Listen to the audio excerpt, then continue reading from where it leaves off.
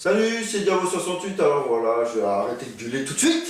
Voilà, aujourd'hui c'est pour une review un peu spécifique, hein, mais avant de passer à la review, je voulais tout d'abord remercier Blaise39, donc un youtubeur que je connais très bien, qui est pas relativement, mais qui est très sympa.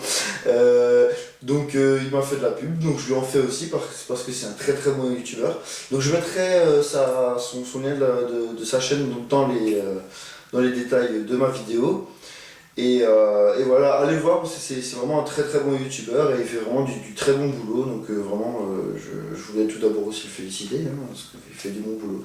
Donc voilà, allez le voir, c'est cool. Donc pour la review qui était un peu spécifique, donc je vais pas présenter une réplique, mais je vais présenter un bouclier balistique, enfin une copie de bouclier balistique qu'on a fait. Donc voilà, je vais vous présenter tout de suite. D'abord comme d'habitude, le petit accessoire qui va bien, t'as vu, hop là, hop, voilà. Alors, le bouclier, le voici. Donc, conception maison, je sais pas si on arrive à voir le tout, t'arrives à voir le tout, ouais, ça, non? Bon, c'est pas grave. Donc voilà, je voulais présenter ce bouclier, donc fait maison comme j'ai dit, parce que déjà de une, je trouve qu'il est bien réalisé et j'en suis très fier. Donc voilà. J'ai fait des photos durant la fabrication. Ça me fait chier de tout trier, de mettre tout dans l'ordre pour la vidéo et tout ça, donc je mettrai tout à la fin. Donc regardez les photos à la fin si vous voulez en refaire un dans ce style là. Donc voilà. Au niveau des dimensions, c'est 60 de large et 1m20 de haut. On a essayé 1m20 de haut. Voilà. On a essayé de garder les mêmes tailles qu'à peu près un bouclier balistique du GIGN français ou de la SWAT. On a essayé de garder à peu près les mêmes dimensions, donc c'est fait. C'est un des plus grands boucliers balistiques qu'ils ont. Bon, nous c'est pas balistique, ça résiste simplement au billes, ça suffit plus que largement. Donc voilà, là de face. De l'arrière avec ces trois poignées, donc j'expliquerai plus en détail après, de côté, et en fait au final, pourquoi il est bien fait, parce qu'en fait il est voûté, donc là on peut bien le voir, voilà, donc je vais d'abord commencer par le début, forcément, hein, on va pas commencer par la fin, on va pas y arriver sinon. Alors le début, nous on a commencé par, ici, je sais pas si vous allez pouvoir voir, ici tout le long. Donc ça fait un carré, c'est un cadre aluminium. Donc un carré de 20-20 de vide, bien évidemment. Donc 20-20, les deux parties, les deux largeurs, pardon, ont été cintrées. Cintrées donc avec une machine professionnelle. Donc je suis menuiserie aluminium, enfin je suis menuisier aluminium. Donc c'est moi qui l'ai fait. Donc forcément voilà. Ça c'est plus simple.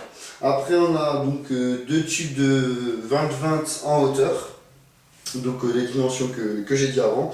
Donc une fois cintré et tout ça, on a assemblé le cadre entièrement avec une petite cornière que j'avais trouvée, je trouvais ça traînait, je l'ai coupé, on a fait des petits trucs pour justement assembler le cadre en lui-même. Donc vous allez pouvoir voir la photo à la fin, hein, comme j'ai dit avant. Hein. Une fois qu'on avait fait ça, on a coupé la plaque de plexiglas. Alors la plaque de plexiglas, forcément, hein, alors, au niveau des millimètres d'épaisseur, parce que le problème, comme vous le savez, le plexiglas s'il est trop fin, une fois que la bille tape dessus, ça fait comme si le plexiglas se cassait à l'intérieur. Et à force de taper, le plexiglas pète. Justement, je voulais pas ça, donc j'ai pris une très grosse épaisseur pour être tranquille. Je pense que l'épaisseur là, ça doit faire du 7 mm. Ouais, 7 mm, je pense, 7-8 mm. Comme ça, on est sûr, c'est vraiment super résistant, c'est costaud, on peut y aller. Hein. J'ai testé hier, parce que j'ai joué avec hier, avec une M249 dessus, à même pas 5 mètres, le machin il a pas bougé. Donc vraiment très résistant. Donc, comme j'ai dit, donc le cadre aluminium. Donc après, une fois qu'il était fini, on a cassé les angles pour pas que quelqu'un se fasse mal en jeu ou quoi que ce soit.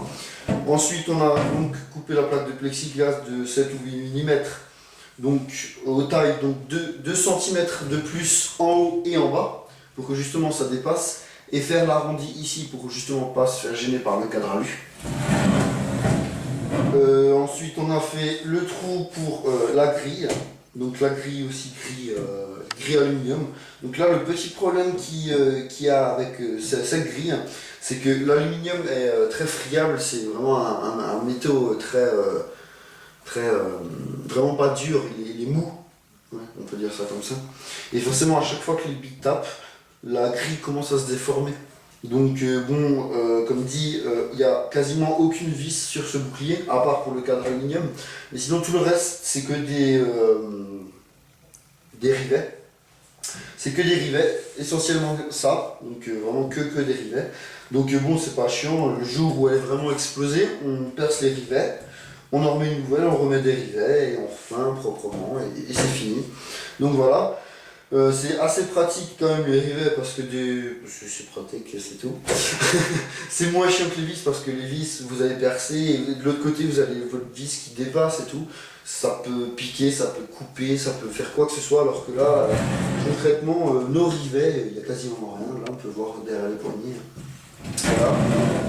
Donc essentiellement rivets. Donc ce qu'on a fait, on a posé le cadre aluminium sur une table. Et forcément, vu qu'il est voûté et le plexi pas, on n'a pas voulu chauffer le plexi pour justement le voûter. Donc là, actuellement, le plexi est sous tension sur le cadre aluminium. Donc il faut faire très attention à ça. Donc on a posé le cadre aluminium sur une table, on a posé notre planche de plexi dessus. On a commencé d'abord au centre en haut et au centre en bas. On a mis un rivet à chaque fois. Et après, on allait progressivement de l'intérieur vers l'extérieur pour justement que le plexi bombe tout doucement, tout gentiment, qu'il commence à prendre son effet tout seul. Donc pour pas qu'il y ait de problème. Donc voilà, du centre à l'extérieur, pareil, on va du centre à l'extérieur.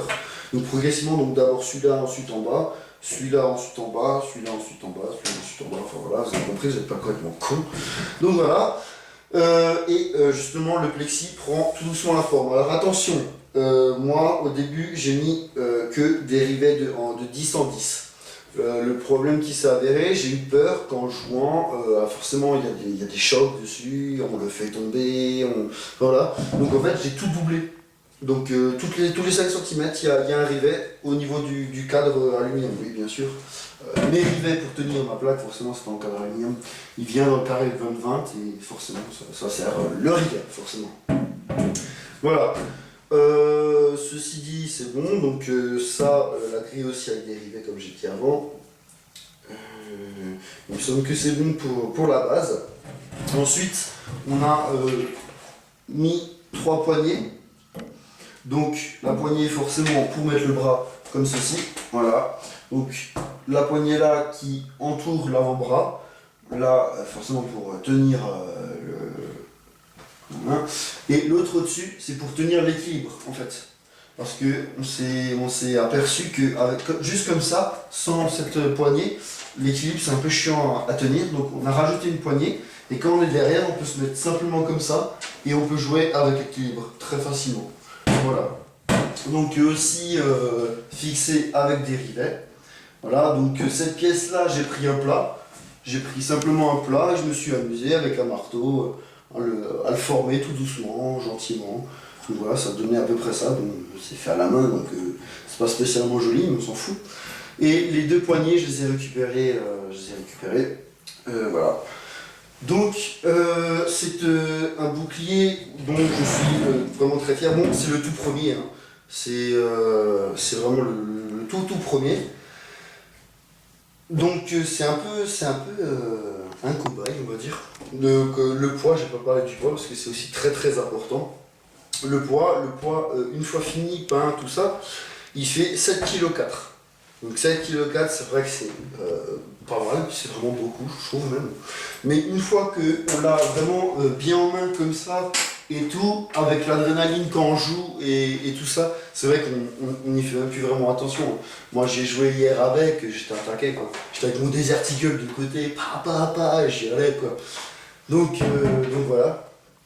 Ceci dit, bon bah voilà, il n'y a pas spécialement grand chose à dire. Le test de tir va suivre, merci. Donc voilà le test de tir, je voulais tout d'abord vous dire que de par sa forme, je suppose, enfin de par sa forme voûtée, les billes rebondissent extrêmement fortement dessus. Ça se dit pas, mais vous m'aurez compris.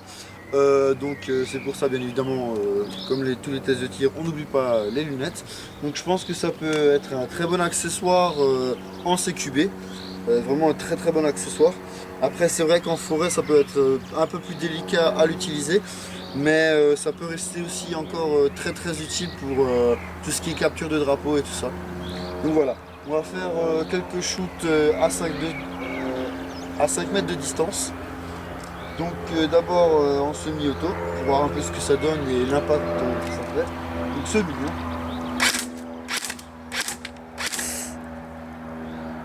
Tu l'as dans la jambe? Ouais.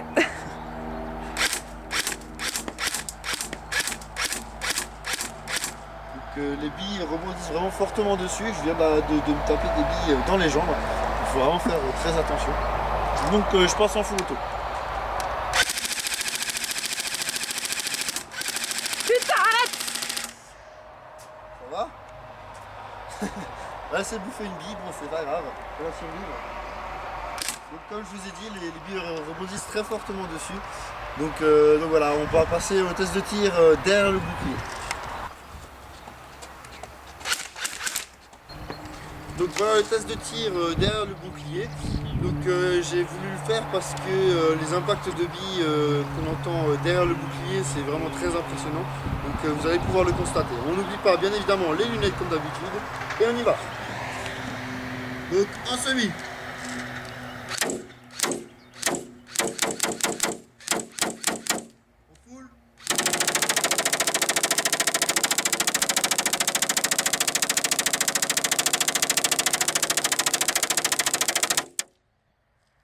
Donc vous avez pu le constater que c'est très impressionnant derrière avec le bruit des impacts, c'est vraiment sympa.